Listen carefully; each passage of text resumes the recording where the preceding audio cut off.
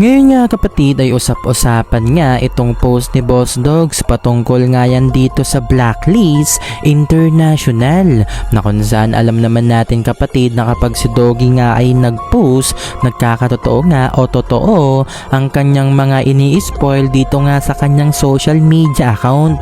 Coach Bon magsasalita na.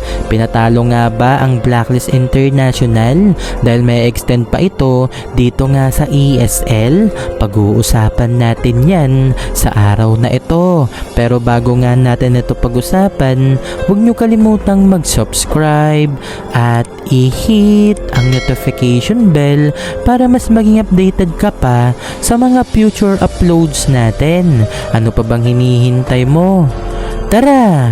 Ngayon nga kapatid ay usap-usapan itong di umano huling laban na nga ng Blacklist International dito nga yan sa ESL na kung saan kapatid marami nga ang nagsasabi na yan na daw di umano ang huling bakbakan o makikita nga natin itong koponan ng Blacklist dito nga sa MLBB tournament na kagaya na lamang nitong ang ESL at sa mga susunod pang tournament na kagaya ng MPL na kung saan kapatid may rumor nga na kumakalat ngayon na di umano itong ang Blacklist International ay mawawala na nga sa susunod na season.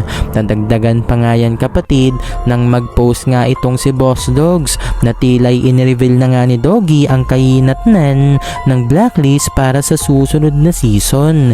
Pero patanong ang sinabi nga nitong ni Doggy kapatid, pero alam naman natin kapatid na hindi naman magpo-post itong si Boss Dogs ng ganyang bagay kung wala ngang idea yan. Isa nga si Boss Dogs sa ating ang nakikita ngayon na legit na mga sources pagdating nga sa mga rumor. Dahil nung nakaraan nga kapatid, halos lahat nga ng kanyang ipinost dito nga sa mga rumor na kumakalat sa MPL kapatid, lahat yon ay nagkatotoo na kung saan alam na alam nga ni Doggy yung mga legit na chismis dito nga yan sa mga MPL team. Syempre nakakalungkot din yan sa parte nga nitong Blacklist International, yung tipong nagkaroon talaga ng malaking problema sa kanilang organization dito nga yan sa MPL dahil syempre kapatid naging palugi na nga itong Blacklist matapos ngang iwan yan ng mga legit na mga miyembro ng Blacklist International na nagdadala nga ng engagement ngayon dito sa Blacklist.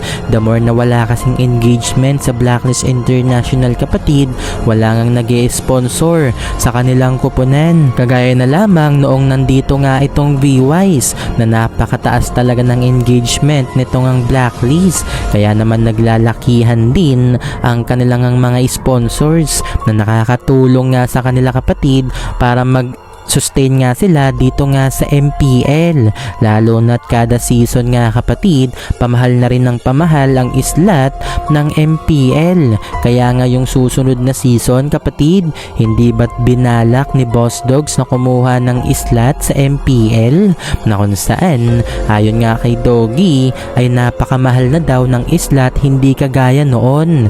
Kaya naman itong ang si Doggy ay naging parte na lang ng TNC Pro Team. Isa nga sa nagmamanage ngayon ng TNC ay itong ang si Boss Dogs. Kumbaga, nakipag-share na lang itong si Doggy dito nga sa TNC para hindi pa rin siya mawala dito sa eksena ng MPL. Hindi ba't kaya niya nakuha itong si Yawi dahil parte na nga siya ng TNC, kaya nga itong si Yawi ay napunta dito nga sa TNC. Bukod nga dyan kapatid, hindi na rin kaya kumuha pa nga ng mga legit na malalakas talagang mga player o kilalang player ang TNC Pro Team dahil ayon mismo dito nga sa source naman ni Idol Zapno ay di umano naubos na daw ang pera ng TNC nang kunin nga nila itong ang si Yawi. Kaya naman ngayon nga kapatid, maaga pa lang ay nag-e-ensayo na nga kaagad itong si Yawi para sa susunod na season, habang ang ibang kuponan nga kapatid ay busy ngayon dito nga sa ESL. At mabalik nga tayo dito nga sa Blacklist International na kung saan kapatid nadagdagan pa nga yung porsyento na mawawala na nga talaga itong Blacklist International dahil nga dito sa post nitong ang ni Coach Bonchan na na kung saan kapatid nagpapasalamat na nga ito sa kanyang koponan ngayon at sa mga sumuporta nga sa kanila kahit wala raw silang kasiguraduhan kung ano nga ang magiging future na nag-aabang sa dami na nga ng kanilang iniisip at lumaban pa rin sila hanggang sa huli. Yun na nga yung last tour na ng roster na yan at tulad nga ng ipinangako nito nga ni Coach Bonchan kapatid, ngayong araw January 13 nga siya magsasalita patungkol sa kung ano nga ba o paano mabubuo itong main 5 ng Blacklist International na kung saan kapatid supposedly January 12 nga niya sasabihin kung ano nga ba talaga ang mangyayari sa Blacklist at sa main 5 ng Blacklist International na binubuo nga nitong V-Wise, Oheb, Haji at itong ni Edward.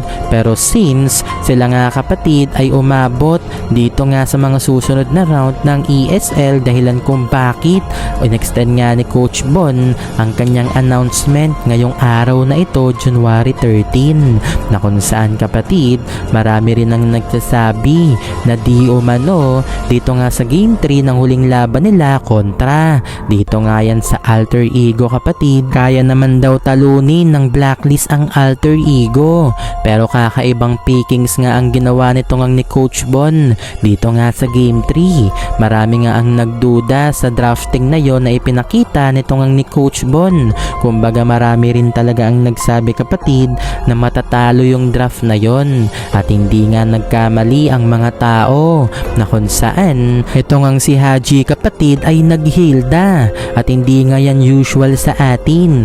Bukod doon nag-florin mid nga ang mga ito. Diyan pa lamang ay nakita na nga natin kapatid na mukhang wala talagang balak may panalo ng Blacklist International ang laban dahil syempre kung sakaling mananalo pa ang Blacklist International may extend pa ang Blacklist na kung saan itong Blacklist International ay magka-qualified dito nga sa final season ng ESL na magaganap nga dito sa Malaysia.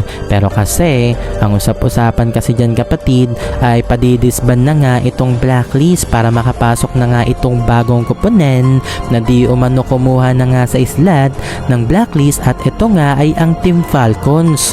Marami nga ang nagulat sa balitang yan na kung saan ang inaasahan ng ilan ang Team Falcons ay kukunin ang slot ng RSGPH pero ang napili ng Team Falcons ay itong koponen ng Blacklist International. At anong koponan nga ang kukuha sa RSGPH kapatid? Ito nga yung koponen ng Twisted Minds na kung saan kapatid sa susunod na season talaga yung may mga malalaking pagbabago talaga dito nga sa MPL Season 15. Pero yung mga bagay na yan, rumor pa lamang yan at wala pang ang katotohanan. Hintay na lamang natin kapatid kung ano nga ba yung announcement ni Coach Bonchan. Baka pa drama-drama lang yan o di kayo pa hype-hype lang pero mananatili lamang itong Blacklist International sa susunod na season. Wala pang ang kasiguraduhan ng lahat para dito sa Blacklist. Pero kung sakali man kapatid na itong ang Team Falcons ang kumuha ng slot ng Blacklist International, sana dito nga ay mabuo na ni Coach Bon yung tinatawag nating main 5 dito nga yan sa Blacklist na binubuo ng B-Wise, Oheb, Haji at itong ni Edward. Pero in reality kapatid sobrang hirap at napakalabo na nga mangyari nung bagay na yan. Una nga sa lahat ang B-Wise nagpo-promote ng sugal hanggang ngayon bawal at ayaw ni Munton yung ganyang bagay, diba?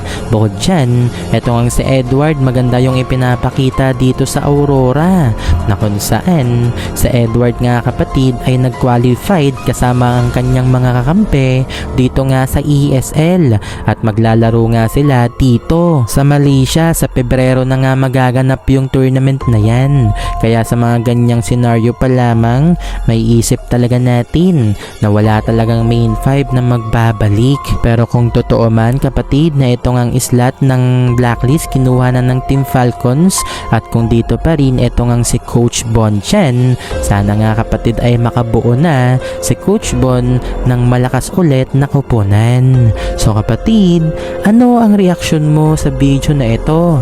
I-comment mo sa baba. Maraming salamat.